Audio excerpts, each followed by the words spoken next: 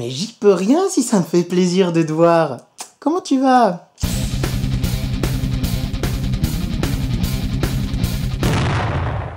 L'hypocrisie est une attitude morale par laquelle on exprime des sentiments que l'on n'a pas ou que l'on n'approuve pas. À l'encontre du menteur qui va dénier des faits dont il a connaissance, l'hypocrite va exprimer des pensées qui vont à l'encontre de ses valeurs morales et de ses convictions personnelles. Salut, dis donc, j'aime beaucoup ton canapé.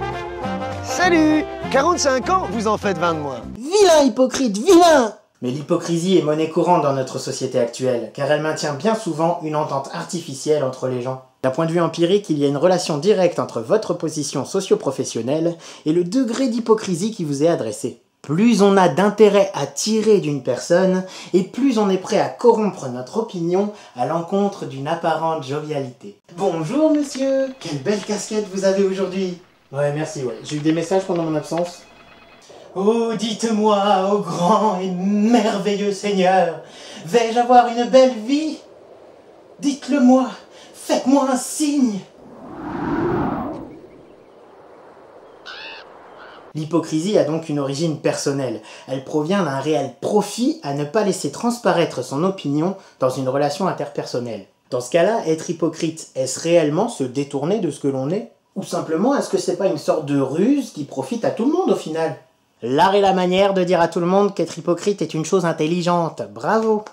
J'espère que vous m'avez compris. Faire quelque chose dans son propre intérêt est égoïste. Mais ça n'est négatif que si c'est fait aux dépens de quelqu'un d'autre. L'hypocrite sera jugé comme ayant un mauvais comportement qu'à la condition que le résultat de son hypocrisie lui aura apporté une situation favorisée. Non, mais t'as vu Jean-Claude faire de la lèche au patron juste pour avoir une augmentation? C'est honteux.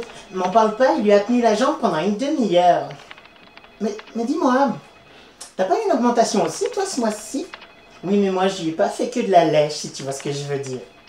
Comme toute chose, le degré d'hypocrisie chez quelqu'un dépend de sa récurrence. J'entends par là qu'être hypocrite occasionnellement n'est pas forcément dommageable. C'est le fait de l'être au quotidien qui fait de toi un connard. L'ironie, le sarcasme, le cynisme et l'hypocrisie sont des outils d'interaction sociale dont il ne faut pas abuser et que l'on doit utiliser avec précaution. Provoquer le rire, attirer l'attention. Pour vous éviter les ennuis avec quelqu'un manifestement plus stupide que vous.